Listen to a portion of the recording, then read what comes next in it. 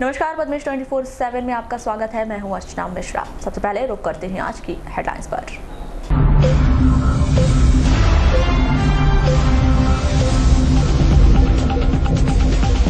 मानव तस्करी के मामले में और 2 आरोपी गिरफ्तार। शहर की व्यवस्थाओं में जुटा नगर पालिका प्रशासन। 3 ऑटो पार्ट्स की दुकानों को प्रशासन ने किया सील। शव के अंतिम संस्कार को लेकर विवाद, कोतवाली पुलिस ने सुलझाया मामला। समारोह पूर्वक हुआ ग्रीष्मकालीन प्रशिक्षण शिविर का समापन। और लोकसभा चुनाव के नतीजों के एग्जिट पोल पर मिली प्रतिक्रियाएं। और अब जानते हैं खबरें विस्तार से।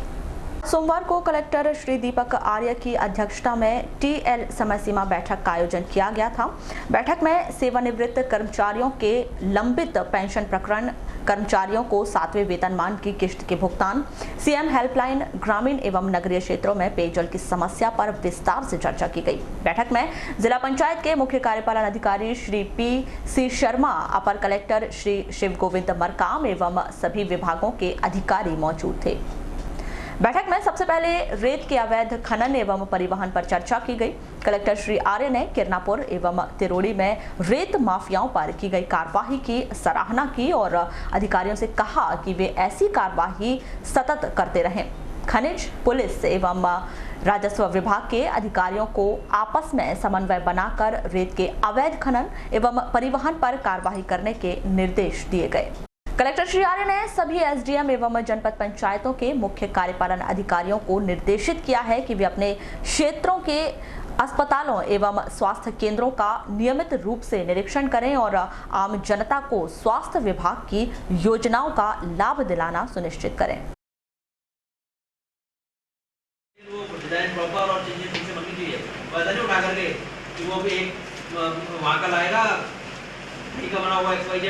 उसका निकल के आएगा, उसमें नाम बदलेगा और दे देगा।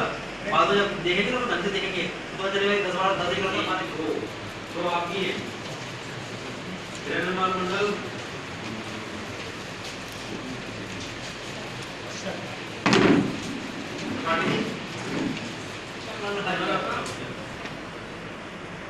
बाद में मैंने वो आरए से वापस ही ले लिया काम, पीआई को दिया। ठीक है, ठेकेदार को लगाया, सब कुछ करा। ठेकेदार भी कोर्ट में जाने वाला था कि साहब मेरा कैसे कंसल्टेंट, आपकी सरकारी कंसल्टेंट में इतना बढ़िया काम करते हैं, कोई सीमा नहीं है।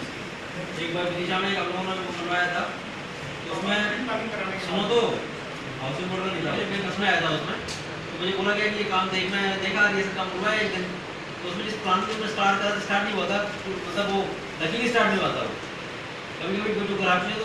कार्यालय उप संचालक खाद्य एवं औषधि प्रशासन बालाघाट तहसील खैरलांजी स्थित गांव कटोरी में संचालित औषधि दुकानों मैसर्स गौतम मेडिकल स्टोर्स कटोरी एवं मैसर्स पूर्णिमा मेडिकल स्टोर्स कटोरी की शिकायत प्राप्त हुई है। प्राप्त शिकायत के आधार पर औषधि निरीक्षक बालाघाट द्वारा मेडिकल स्टोर्स की जांच की गई और पाई गई अनियमितताओं के आधार पर औषधि अनुज्ञापन प्राधिकारी बालाघाट के द्वारा दवा दुकानों के संचालकों को कारण बताओ नोटिस जारी कर 7 दिन के अंदर जवाब प्रस्तुत करने हेतु निर्देशित किया गया था।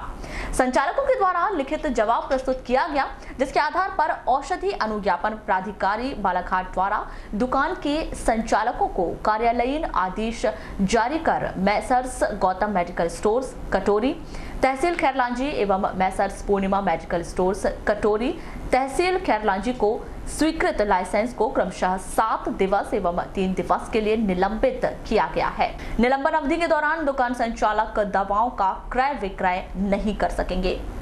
नगर मुख्यालय से 5 किलोमीटर दूर ग्राम कुम्हारी में एक युवक द्वारा चाचा से विवाद के बाद पुलिस को देखकर कुएं में छलांग लगा दी थी, जिसके उपचार के दौरान मौत हो गई थी। मृतक संतलाल रणगिरे के शव का जिला चिकित्सालय में पोस्टमार्टम कराकर शव परिजनों को सौंप दिया गया था। इस मामले में परिजनों का आक्रोश सामने आया और उन्होंने शव का अंतिम संस्कार करने से रोक दिया।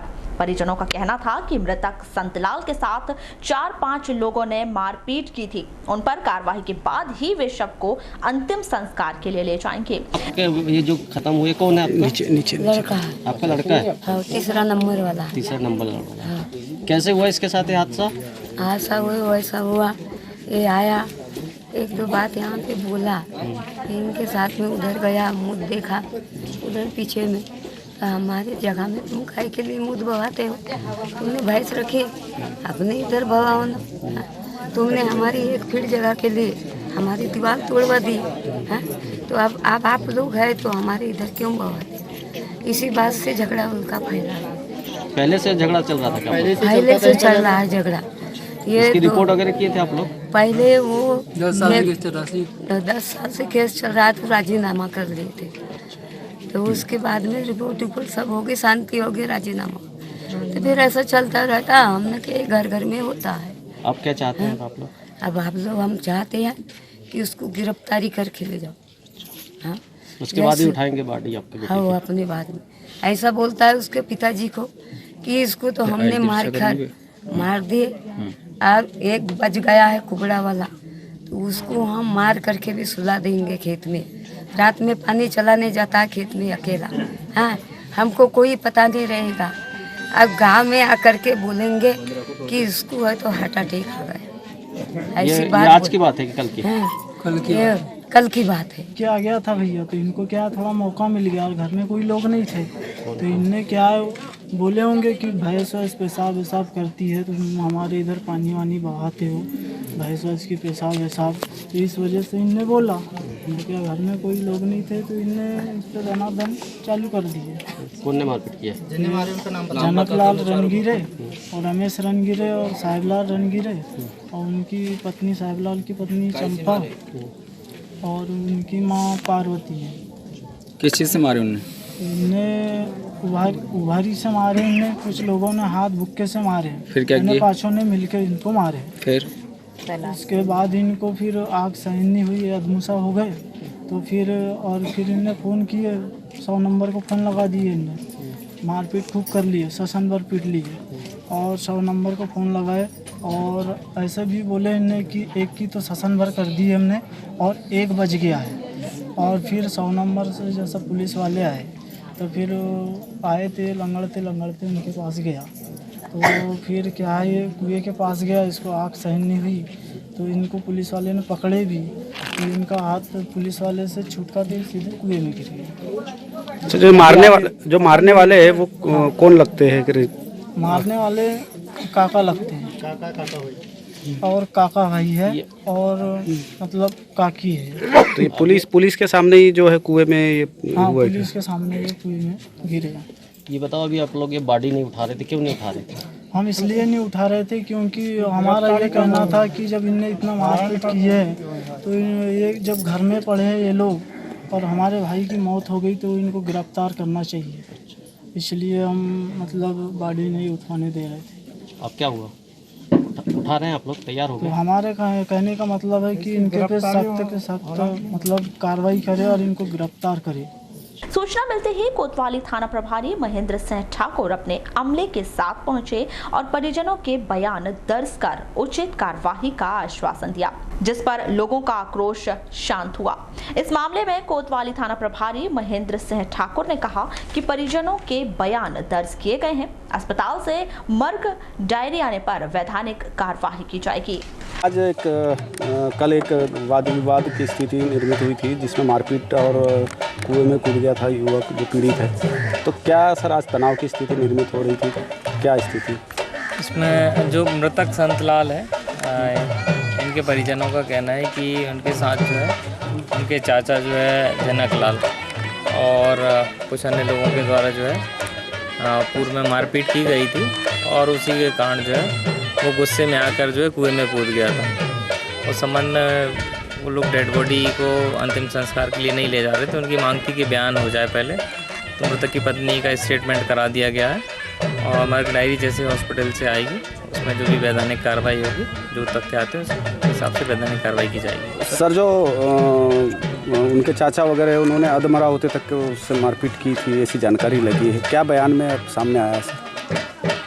नहीं, ऐसा नहीं है कि आत्मारा होने तक मारपीट की थी, क्योंकि डायल 100 पे जो है जो आवेदक है साहब लाल, उसके द्वारा एक इवेंट दिया गया था कि उसको जो है मारपीट की जा रही है। जब हमारे यहाँ जो डायल 100 की गाड़ी आई थी तो उसमें जो ड्यूटी कर्मचारी थे उनके द्वारा पूछताछ की गई, तो जो मृतक है वो घूम रहा था, और जब मृतक को बुलाया गया था तो मृतक जो है पुलिस के पास ना आकर जो है खुद ही जाके जो है कुएं तरफ दौड़ा और कुएं में जाके कूद गया। प्रशासन द्वारा मना किए जाने के बाद भी ऑटो पार्ट्स की दुकान में रिपेयरिंग का कार्य किए जाने को लेकर स्थानीय प्रशासन ने काली पुतली चौक के समीप स्थित 3 ऑटो पार्ट्स की दुकानों को सील कर दिया है। यह कार्यवाही तहसीलदार रामबाबू देवांगन और नगरपालिका सीएमओ गजानन नाफड़े की प्रमुख मौजूदगी में हुई। आपको बता दें कि प्रशासन द्वारा विगत 10 मई को अतिक्रमण हटाने की कार्यवाही कर ऑटो रिपेयर सहित अन्य दुकानों को डिपो परिसर में विस्थापित किया गया था। काली पुतली चौक के पास ऑटो पार्ट्स की दुकानों में रिपेयरिंग का कार्य प्रारंभ होने की सूचना कलेक्टर को दिए जाने पर कलेक्टर के निर्देश पर सोमवार की दोपहर में प्रशासनिक अमला पहुंचा और दुकानों को सील करने की कार्यवाही की। हिदायत देने के बाद भी बाहर ही कर रहे थे ना पूरा। हमारे प्रदीप बाबू से मिलो ना, नहीं पूरी सील करना लगे। लेट कैसे हो गए थे? काम अभी तो और ना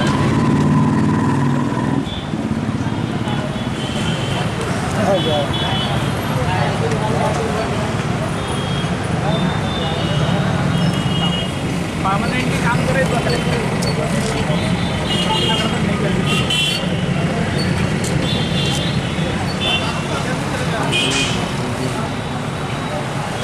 इसके संबंध में तहसीलदार रामबाबू देवांगन ने बताया कि दुकानों में रिपेयरिंग कार्य होते पाए जाने पर कलेक्टर के निर्देश पर 3 दुकानों को सील किया गया है। 3 दुकानों को सील बंद किया गया। क्या कार्रवाई की गई थी सर? सभी लोगों को विदित है, यातायात व्यवस्था को सुचारू बनाने के लिए 10 तारीख को अतिक्रमण हटाने की व्यापक कार्रवाई की गई। यहाँ पर ऑटो पार्ट्स की दुकानें संचालित हैं, इनको बार बार अवगत कराया गया था कि आप अपनी दुकानों के समय किसी भी प्रकार का रिपेयरिंग कार्य न करवाएं, किंतु समझाइश देने के बावजूद भी उनके द्वारा रिपेयरिंग कार्य करवाया जा रहा था, जिसकी सूचना कलेक्टर महोदय को दूरभाष पर दी गई थी। उनके निर्देश पर हम यहाँ पर पहुँचे, हमने पाया कि यहाँ पर रिपेयरिंग का कार्य लोग करवा रहे थे, तो उनको समझाइश दी गई और जैसे कि कलेक्टर महोदय का निर्देश था कि आगामी आदेश तक इनकी दुकानों को सील कर दिया जाए, तो नगर पालिका द्वारा इन दुकानों को सील कर दिया गया है और इसकी रिपोर्ट कलेक्टर महोदय को भेजी जा रही है। सर आगामी क्या कार्रवाई की जाएगी? सील हो चुकी है इसके आगे फिर से इनके द्वारा अपना आवेदन कलेक्टर महोदय प्रस्तुत किया जाएगा और कलेक्टर महोदय जो निर्णय लेंगे उसके अनुसार नगर पालिका और राजस्व अमला इस पर कार्रवाई करेगी। कलेक्टर न्यायालय में अभी हाँ, ये रिपोर्ट वहाँ कलेक्टर साहब को जा रही है।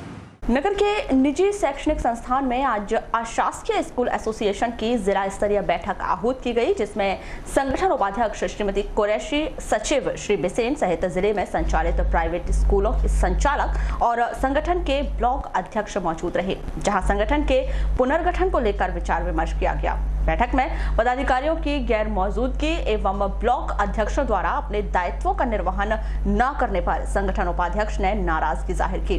वहीं संगठन सचिव श्री बिसेन के द्वारा आवश्यक जानकारी दी गई। जानकारी दी कि 6 तारीख को निर्णय लिया है, सुचारू रूप से सफल कार्यक्रम हुए अशासकीय विद्यालय संगठन का पंजीयन करना है।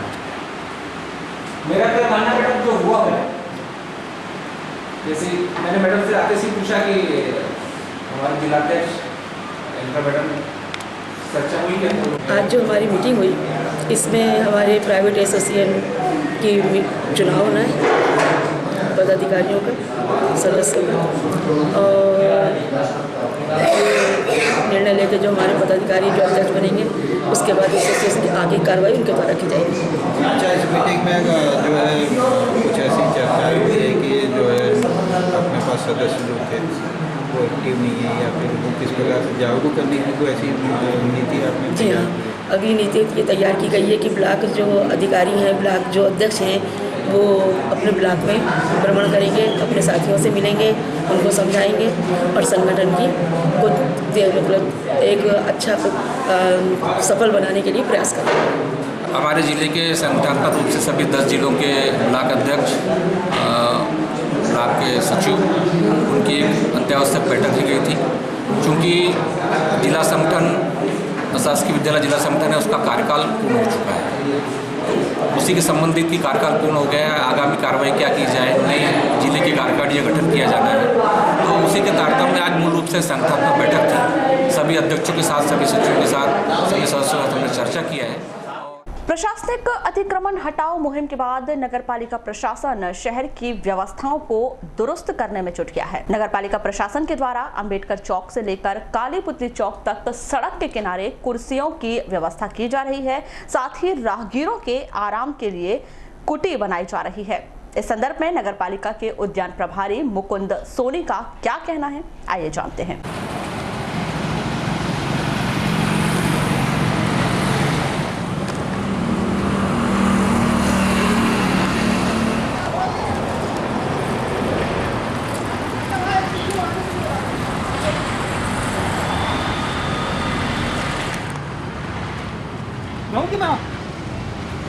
नगर प्लानिंग ये है कि जैसे जो बुजुर्ग लोग जो घूमने फिरने घूमते हैं तो उनको थोड़ा सा रेस्ट मिले, आराम मिले, इसलिए यहाँ पे कुर्सी लगाई जा रही है। लगभग कितनी दूरी पे लगना है? ये देखिए अपने 15 फुट पे एक कुर्सी लगा रहे हैं, 15-20 फुट पे। कहाँ से लेके कहाँ तक लगे? ये पूरी वो वहाँ से तीसरा क्या बोलते हैं हीरो वाला जो है उसके सामने से लेकर भी वो काली पुतली जो चौक है वहाँ तक। अच्छा, और क्या क्या व्यवस्था है? और यहाँ पे वो झोपड़ी बनाने वाले हैं महिलाओं के लिए। क्या रहेगी व्यवस्था? उसमें व्यवस्था ये रहेगी, जो कुर्सियाँ रहेगी और जो महिलाओं के हिसाब से जो बैठने के लिए पेपर पर या जो चीज़ उनके हिसाब से है जिसमें तो उनको रिलैक्स महसूस हो, क्योंकि सामने यहाँ कॉलेज भी है तो ये महिलाओं के लिए थोड़ा सा ठीक है। और कोई ऐसे गार्डन बनाने या ऐसा और नहीं, अभी ऐसे कोई इसके बारे में पता तो नहीं है। खेल युवा कल्याण विभाग के द्वारा 18 अप्रैल से आयोजित ग्रीष्मकालीन खेल प्रशिक्षण शिविर का आज नगर के मुलना स्टेडियम के बैडमिंटन हॉल में समारोह पूर्वक समापन किया गया। इस अवसर पर एसपी अभिषेक तिवारी, जिला पंचायत सीईओ श्री पीसी शर्मा सहित अन्य अधिकारी मौजूद रहे, जहां अतिथियों के द्वारा इस शिविर में हिस्सा लेने वाले खिलाड़ियों को सम्मानित किया गया। कार्यक्रम में मौजूद एसपी अभिषेक तिवारी ने खिलाड़ियों की हौसला अफजाई की। वहीं जिला खेल अधिकारी अरविंद राणा के द्वारा कार्यक्रम के संबंध में जानकारी दी गई।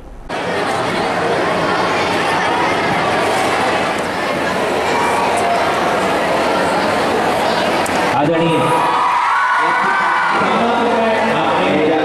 इसके पश्चात तमाम जितने भी खेलों में उन्होंने पार्टिसिपेट किया, football, volleyball, karate, cricket, badminton और अन्य जो भी खेल यहाँ पर बनाए गए, ये जो आपका समर कैंप है सिर्फ ये इस वर्ष के समर के लिए आपको एंगेज करने का नहीं, बल्कि आपको लाइफ लेसन देने के लिए आयोजित किया जाता है। आप लोगों ने अपने कोच से, अपने टीचर से, अपने साथियों से बहुत कुछ सीखा होगा। अपना शिविर 18 अप्रैल से शुरू हुआ था और 20 मई तक आज तक है। 1 महीने का शिविर था अपना, और इसमें कोचेस जो भी खेल से जुड़े हुए हैं वो लोग आके अपना इंटरेस्ट दिखाते हैं कि सर हमें कैंप लेना है, तो हम उनको कैंप के लिए परमिशन देते हैं, हाँ आप कैंप ले लीजिए। जो मदद शासन हमें करता है तो हम उनको कैंप कराते हैं, ठीक है। और अलग अलग ग्रुप में किसी को सुबह का टाइम है, सुबह धूप मतलब बहुत तेज़ ना हो, 8 बजे के पहले क्लोज़ कर लेते हैं कैंप। शाम को भी 5 बजे के बाद 5:30, 7, 8। कोतवाली पुलिस ने मानव तस्करी के मामले में राजस्थान के कोटा में छापा मारकर एक और गुमशुदा लड़की को बरामद किया है, जिसे 50,000 रुपए में खरीदकर उसे बंधक बनाकर बलात्कार किया जा रहा था। कोतवाली पुलिस ने इस मामले में शंकर पांचाल निवासी बजरंगगढ़ राजस्थान, पूजा काबरा प्रेमनगर कोटा राजस्थान निवासी को गिरफ्तार किया। वहीं पुलिस ने मानव तस्करी के पूर्व के मामले में प्रिया गजबे तिरोड़ा महाराष्ट्र निवासी को गिरफ्तार किया है। मानव तस्करी के मामले में और 3 लोगों को गिरफ्तार किया। ये सब कहाँ से हुए सर? इसमें जो है जो पूर्व में प्रकरण पंजीबद्ध किया था अपराध क्रमांक 279/19, जिसमें जो गुमशुदा बालिका थी उसके संबंध में जो है एक और अन्य आरोपी है जो प्रिया नामक, जिसकी गिरफ्तारी जो है कल शाम को जो है तिरोड़ा से की गई है, महाराष्ट्र से। और इसके अलावा एक और अन्य थाने में कोतवाली में गुम इंसान था 32/19, जिसमें जो है गुमशुदा की जो दस्तियाबी की गई है वो राजस्थान के जो 12 जिले के जो थाना नाहरगढ़ से की गई है।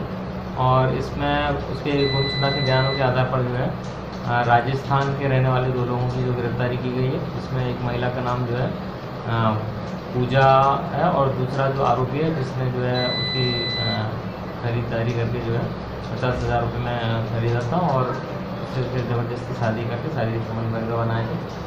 और वो उक्त आरोपी जो है सुनील नामक व्यक्ति है, शंकर नामक व्यक्ति है और इन दोनों को गिरफ्तार करके आज जो है न्यायालय पेश किया गया। इसमें और की और शेष बाकी गिरफ्तारी? अभी इसमें जो प्रथम पंजीबद्ध हुआ अपराध क्रमांक 282 बटे जिसमें जो है 3 आरोपियों की गिरफ्तारी होना चाहिए। लालबर्रा मुख्यालय में मंडी बोर्ड अधोसंरचना विकास निधि से स्वीकृत 4.38 करोड़ रुपीस की लागत से निर्माणाधीन मंडी विभाग की 2 मंजिला इमारत का निर्माण कार्य विभागीय लापरवाही के चलते 2 वर्ष में भी पूरा नहीं हो पाया है। आलम यह है कि निर्माण कार्य कश्यप गति से करवाया जा रहा है, जिससे नवीन व्यवसायिक कॉम्प्लेक्स में बनने वाले कमरों में अपनी दुकान लगाने का सपना संजोए दुकानदार और व्यापारियों को लंबा इंतजार करना पड़ रहा है। कॉम्प्लेक्स का निर्माण कार्य बंद होने की जानकारी मिलने पर पद्मेश की टीम ने जायजा लिया तो पाया कि कॉम्प्लेक्स का निर्माण कार्य बंद पड़ा हुआ था और कार्यस्थल पर मात्र 1 मजदूर के द्वारा रखी हुई सामग्री की देखरेख की जा रही थी। इसके अलावा कोई भी मजदूर, ठेकेदार या कर्मचारी मौजूद नहीं थे और न ही निर्माणाधीन कार्य संबंधी किसी प्रकार का सूचना बोर्ड लगाया गया था, जिससे कार्य की लागत, ठेकेदार का नाम, विभाग का नाम, एजेंसी का नाम, इंजीनियर और विभागीय अधिकारियों के मोबाइल नंबरों सहित तमाम जानकारियां लोगों को नहीं मिल पा रही हैं। चर्चा में स्थानीय व्यापारियों व दुकानदारों ने बताया कि लालबर्रा कृषि उपज मंडी में नवीन व्यवसायिक कॉम्प्लेक्स का निर्माण करवाया जा रहा है, लेकिन विभागीय लापरवाही के कारण निर्माण कार्य बहुत ही धीमी गति से करवाया जा रहा है।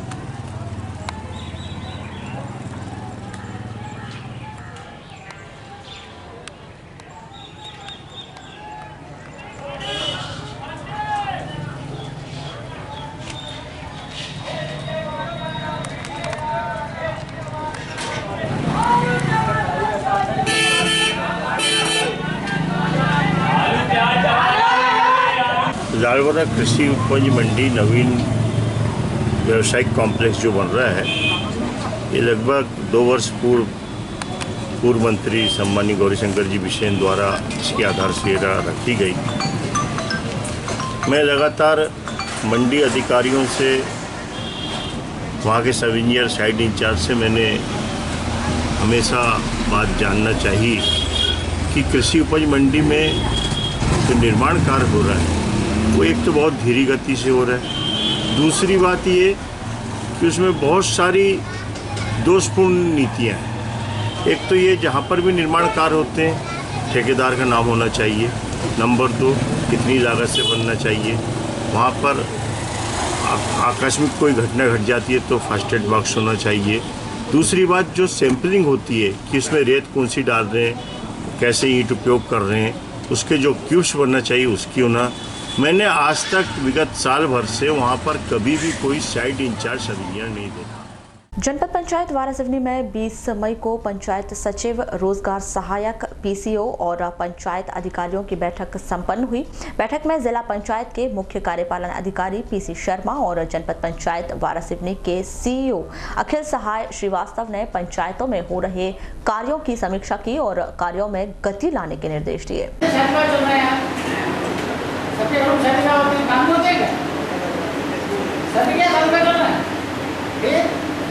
काम नहीं किया है।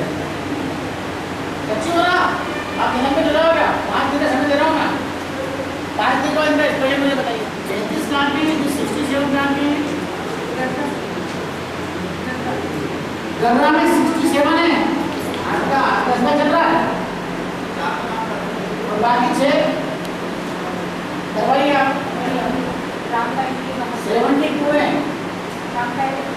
राम पायरी बोले का मूल्यांकन कराइए, उसको सिंचाई कराइए, हो गया है, आप पूरा कराइए इसको। जी हो गया तो यहाँ तो सीखी नहीं जा रही है। काम अगर पूरा हो गया सीसी जारी करवाइए ना, तभी तो माना जाएगा कि पूरा हुआ है। इसी तरह से एक कोड़ी में भी उसको आखिर मैदान में 1.5 लाख का है। कितने साल लगाओ 1.5 लाख के काम? अरे भाई हो गया तो आप इसको सीसी जारी करवाओ ना, तभी तो मानेंगे हो गया। बढ़ते तापमान और लू के थपेड़ों ने अब लोगों को परेशानी में डालना शुरू कर दिया है। अभी तक तापमान का पारा 45 डिग्री सेल्सियस के आसपास लटका हुआ है और आने वाले दिनों में तापमान का पारा और भी बढ़ सकता है। गर्म हवा से शहर तप रहा है, मानव जीवन प्रभावित हो रहा है। अस्पतालों में उल्टी दस्त के मरीजों में इजाफा हो रहा है। आइए देखते हैं इस बारे में सिविल अस्पताल वारासिवनी के बीएमओ डॉक्टर रविंद्र ताथोड़ का क्या कहना है।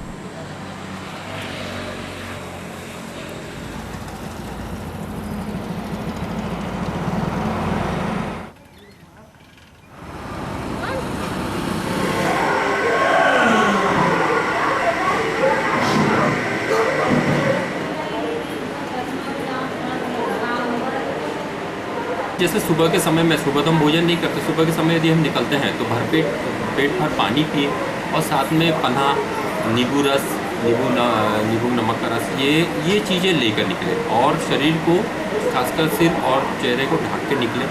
फुल बाह की शर्ट पहने, ढीले कपड़े पहने, सूती कपड़े पहने और दोपहर को जब निकले घर से तो भरपूर भरपेट भोजन करके निकले, खाली पेट ना निकले और साथ में एक पानी की बोतल वगैरह जो भी अपनी रहती है वो साथ में लेकर निकलना चाहिए। अधिक मात्रा में पानी का सेवन करना। बिल्कुल। इन दिनों में हम जब प्राय देखते हैं कि उल्टी दस्त की तकलीफ ज़्यादा होती है और किसी को उल्टी और दस्त होने लगे तो उसमें फिर पानी की कमी होती है। इस प्रकार वो और तबीयत उसकी धीरे धीरे ख़राब होते जाती है। तो इसलिए भोजन इस समय में ज़्यादा तैलीय चीज़ें नहीं खाना चाहिए और गरिष्ठ भोजन नहीं करना चाहिए और खासकर सत्तू और अभी तरबूज वगैरह जो आ रहे हैं अभी फल, इसमें तरबूज में सबसे ज़्यादा पानी होता है, 90% पानी होता है। 17वीं लोकसभा चुनाव के परिणाम 23 मई को आएंगे। इसी दिन मतगणना के पश्चात स्पष्ट हो जाएगा कि देश में सरकार किसकी बन रही है। लेकिन 19 मई को आए एग्जिट पोल ने उत्सुकता बढ़ा दी है। एग्जिट पोल ने एनडीए को पूर्ण बहुमत और कांग्रेस सहित अन्य दलों को जो सीटें दिखाया जा रहा है उसको लेकर लोगों में चर्चाएं व्याप्त हो रही हैं। एग्जिट पोल के आंकड़ों को देखकर भाजपाइयों में खुशी की लहर है। वहीं कांग्रेस सहित अन्य दलों के लोगों द्वारा एग्जिट पोल को पूरी तरह नकारा जा रहा है। अधिकांश लोगों का कहना है कि यह मात्र एक पूर्वानुमान है, इस पर विश्वास नहीं किया जा सकता है। भाजपा जिलाध्यक्ष रमेश रंगलारी ने कहा कि हमारी सरकार ने सभी क्षेत्रों में विकास कार्य किए हैं। विकास को देखकर लोगों ने वोट किया है। 350 सीटों के साथ एनडीए की सरकार बनेगी। देखिए, एग्जिट पोल जो कल आए हैं, लगभग जो हमारे नेताओं ने घोषणा की थी कि हम 300 पार लेकर के हमारी सरकार बनेगी और लगभग सभी एग्जिट पोल ने, जितने भी एजेंसियां थी एग्जिट पोल की, सब ने लगभग 300 के आसपास के आंकड़े दिए। हालांकि जिस प्रकार का माहौल पूरे देश के अंदर और जितने काम भारतीय जनता पार्टी की सरकार ने 5 वर्षों में किया था, तो हमारा नारा ही था सबका साथ सबका विकास। और उसी के अंतर्गत चाहे फिर वो हमारी प्रधानमंत्री की आवास की योजना हो, शौचालय की योजना हो, चाहे वो उज्ज्वला हमारी योजना हो, चाहे आयुष्मान योजना हो, जनधन की योजना हो, मुद्रा योजना हो, इन सब योजनाओं के कारण जो लोगों के काम हुए थे वो मोदी के प्रति सभी लोग आकर्षित। ये मोदी सरकार ने हमें सबको इतनी सुविधाएं दी हैं और देश को आगे बढ़ाने के लिए, और राष्ट्रवाद, विशेष तौर से राष्ट्रवाद का जो मुद्दा है, बाकी सब पार्टियां जिस प्रकार से आज इस देश को चलाने के लिए उनकी जो नीतियां और नीयत, इन दोनों के बारे में लोगों को विश्वास नहीं बैठा। विपक्ष की नीयत के ऊपर किसी ने भी विश्वास नहीं किया। उनकी घोषणाओं के ऊपर, चाहे फिर वो न्याय योजना चलाया की बात राहुल गांधी ने की, लेकिन लोगों को इन सब की बातों से ऊपर राष्ट्रवाद लगा। इस देश को शक्तिशाली बनाने में और इस देश को सुरक्षित रखने में आज मोदी जी सबसे सक्षम नेतृत्व दे सकते हैं और उसी का परिणाम है कि जो आज भारतीय जनता पार्टी के भविष्य में 23 तारीख को वो स्पष्ट हो जाएगा और मुझे लग रहा है कि 350 के आसपास सीटें और 300 तो स्पष्ट भारतीय जनता पार्टी की स्वयं में सीटें आएंगी। 350 तक की एनडीए की सरकार 350 लेकर के एनडीए की सरकार बनेगी। वहीं मध्य प्रदेश शासन के खनिज मंत्री प्रदीप जायसवाल ने कहा कि चैनलों में जो एग्जिट पोल दिखाया जा रहा है उस पर विश्वास नहीं है। कांग्रेस के नेतृत्व में नए गठबंधन की सरकार बनेगी। एग्जिट पोल के जो चैनल में दिखाया जा रहा है जो बहुत बड़ा उस पर विश्वास तो नहीं है, क्योंकि मैंने भी चुनाव प्रचार में काफ़ी हिस्सा लिया और जिस प्रकार से बदलाव की लहर चल रही है मुझे नहीं लगता कि चैनल में बताया गया आपने सही है। मेरा मानना है कि जिस प्रकार से अभी जो विधानसभा चुनावों को ऐसी हुआ और नतीजे बता रहे थे कि बीजेपी की सरकार बन रही है, मैंने कहा बीजेपी सरकार नहीं बन पाई। इसी तरह से 2004 का जो चुनाव हुआ था उसमें अटल बिहारी वाजपेयी की सरकार को दिखाया गया कांग्रेस सरकार। मुझे लगता है कि उसी लाइन में 6 दिन के नाम से चैनल में जरूर दिखाया जा रहा है, लेकिन भाजपा की सरकार तो नहीं, महागठबंधन कांग्रेस के नेतृत्व में कुछ न कुछ नया गठबंधन बनेगा उसकी सरकार। मध्य प्रदेश में भी पूर्व बताया जा रहा है कि सिर्फ 5 सीटें कांग्रेस के पक्ष में आने की बात है। यहाँ कम से कम 12 प्लस रहेगा जो बताया जा रहा है इस बार से, क्योंकि इतने सारे भाषण में सभी पार्टियों को सबको 7 चरणों में चुनाव और 7 चरण में चुनाव होने से इतनी ज़्यादा सभाएं हुई, इतनी ज़्यादा भाषण हुए, इतनी ज़्यादा मुद्दों को छला गया, पुराने नए मिला दिया। तो इस बार तो कोई आकलन कोई लगा ही नहीं सकता कि इस बार जनता ने क्या इतने सारे मुद्दों को छला गया और इतनी ज़्यादा सभाएं हुई है नेताओं तो जनता ने क्या करी है तो 23 तारीख को पता। तो जो मध्य प्रदेश जो सीटें आने की बात की जा रही है 5 तो कितने बड़ा मध्य प्रदेश में कम से कम 12 या और देश में जो सरकार की बात की जा रही है बहुमत की बन रही तो देखो चुनाव में किसी को बहुमत नहीं मिला, केंद्र में किसी को भी बहुमत नहीं मिला। ये बात अलग है कि इसी तरह अन्य राजनीतिक दलों के पदाधिकारियों और जागरूक युवाओं ने चुनावी एग्जिट पोल पर अपनी प्रतिक्रिया व्यक्त की। जो कल जो एग्जिट पोल जो आया है उसमें एनडीए को पूर्ण बहुमत की बात कही जा रही है, इसमें आपको क्या लगता है? देखिए, जिस प्रकार से पूरे चुनाव भर मीडिया मैनेजमेंट पर आरोप लगा है नरेंद्र मोदी जी पर, निश्चित तौर पर उसी का ये एक उदाहरण है कि पूर्ण बहुमत की सरकार वो लोग दिखा रहे हैं। मेरा ये मानना है कि पूरे देश में भारतीय जनता पार्टी के साथ साथ नरेंद्र मोदी की ज़बरदस्त विरोध था और सरकार बीजेपी की नहीं बन रही है, नरेंद्र मोदी की सरकार नहीं बन रही है। निश्चित तौर पर एग्जिट पोल इससे पहले भी कई बार फेल हो चुके हैं, चाहे वो पिछले बार विधानसभा चुनाव का पर मद्देनज़र रखें, चाहे वो मध्य प्रदेश की बात करें, छत्तीसगढ़ की, राजस्थान की बात करें, 5 राज्यों में भी वो भारतीय जनता पार्टी को दिखा रहा था, लेकिन जस्ट उसका उलट हुआ और मध्य प्रदेश, छत्तीसगढ़, राजस्थान में हमारी सरकार बनी। निश्चित तौर पर यह एग्जिट पोल 23 तारीख को धरा का धरा रह जाएगा और पूरे देश में जिस प्रकार से नरेंद्र मोदी जी का विरोध है, कांग्रेस की सरकार जो हमारा गठबंधन है उसकी सरकार बनने जा रही है और ये सब जो एग्जिट पोल है वो धरा का धरा रह जाएगा। ये जो एग्जिट जो पोल जो आए हैं, जो नतीजे जो खुलकर सामने आ रहे हैं एनडीए के पक्ष में आ रहे हैं, क्या मानते हैं आप इसको? एग्जिट पोल पे पूरी तरह से विश्वास करना ठीक नहीं होगा। नतीजे एनडीए के पक्ष में नहीं आ रहे, नतीजे तो पिछली बार से एनडीए से के पक्ष में कम दिखाई दे रहे। पिछली बार जो एनडीए की सीटें थी, कई राज्यों में एनडीए की सीटें कम हो रही है, तो इसको हम एनडीए के पक्ष में नतीजे नहीं कह सकते। तो जैसे देखा जा रहा है कि 305, 306 का आंकड़ा बताया जा रहा है उसमें, ये मात्र अनुमान है और कई ऐसे दल है जो एनडीए को साथ नहीं है, लेकिन मीडिया ने एनडीए के साथ उसको जोड़ा है और उनको एनडीए की संख्या बताया। तो कुल मिलाकर के अलग जो एक तीसरा मोर्चा बन के तैयार हो रहा है, वो और कांग्रेस अलग अलग, यूपी और वो अलग अलग है।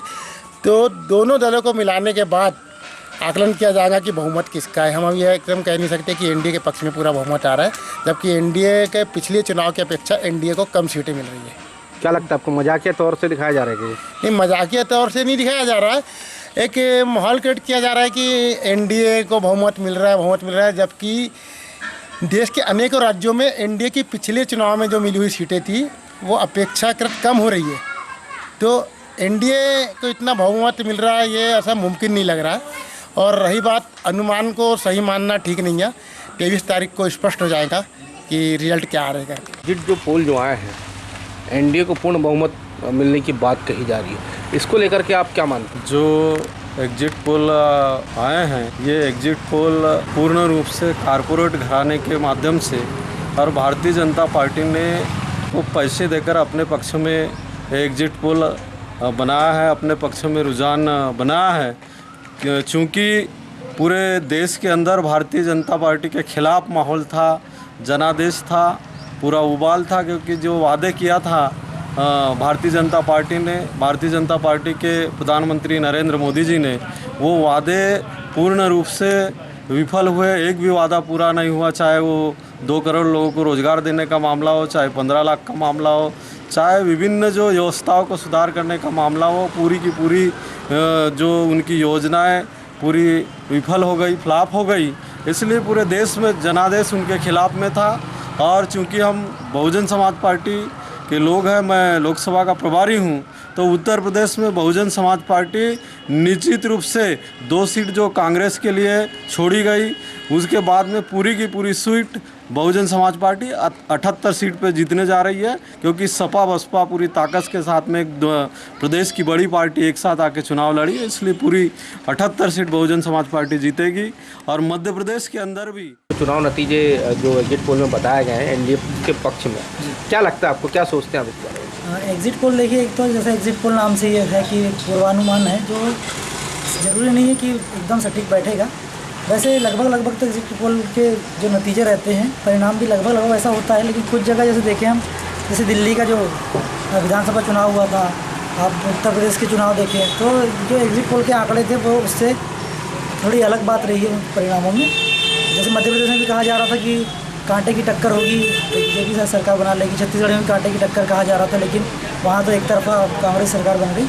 तो मेरा मानना तो ये है कि भले ही बीजेपी के नेतृत्व में एनडीए की सरकार बन जाएगी, लेकिन इतना जो आंकड़े जो दिखाए जा रहे हैं 300 के ऊपर, उतना शायद इस पर बहुमत नहीं मिल पाएगा। खींचतान के ही सरकार बीजेपी भी बना पाएगी। सर, और ये देखा जाए कि एमपी में भी जो आंकड़े जो बताए जा रहे हैं कांग्रेस के प्रति कि 5-6 सीट आने का अनुमान लगाया जा रहा है एग्जिट पोल में, क्या लगता है आपको? नहीं, अभी 6 महीने पहले भी आप देखिए विधानसभा के चुनाव हुए, जिसमें कांग्रेस ने बहुत अच्छा प्रदर्शन की थी। तो 6 महीने बाद ही इतना विपरीत परिणाम मुझको नहीं लगता कि आएगा। ऐसा लगता है कि 10-12 सीट तो कांग्रेस भी जीतेगी, भले ही ज़्यादा सीटें बीजेपी जीत पाए। जैसे कि कहा जाता है कि मोदी जी की लहर चल रही है, तो लहर इस बार उतनी नहीं थी जितना 5 साल पहले 2014 के चुनाव में थी। तो ऐसा लगता है कि 10-12 सीट तो यहाँ भी कांग्रेस को जीतना चाहिए। बुलेटिन के अंत में एक बार फिर नजर डालते हैं आज के हेडलाइंस पर।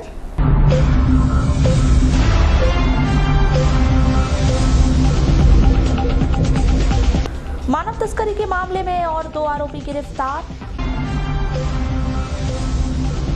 शहर की व्यवस्थाओं में जुटा नगर पालिका प्रशासन। 3 ऑटो पार्ट्स की दुकानों को प्रशासन ने किया सील। शव के अंतिम संस्कार को लेकर विवाद, कोतवाली पुलिस ने सुलझाया मामला। समारोह पूर्वक हुआ ग्रीष्मकालीन प्रशिक्षण शिविर का समापन। और लोकसभा चुनाव के नतीजों के एग्जिट पोल पर मिली प्रतिक्रियाएं। तो ये थी अब तक की खास खबरें। अगले न्यूज बुलेटिन के साथ फिर मुलाकात होगी, तब तक के लिए नमस्कार।